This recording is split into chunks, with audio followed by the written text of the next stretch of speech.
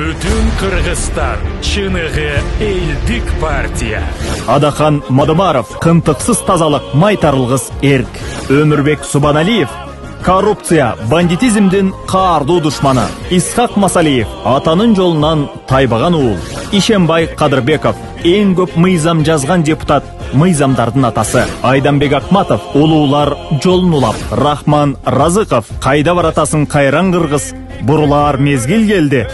Темирлан Сманбеков саясий сахна көпөстөргө эмес, таза инсандарга муктаж. Абидин Темиров жан дүйнө таза болсо, саясат таза болот. Оразайым Нарматова оттой жанган жаштыгым мекениме.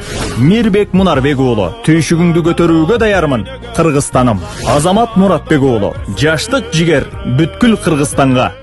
Тазалык, тажрыйба, мамлекетчилдик.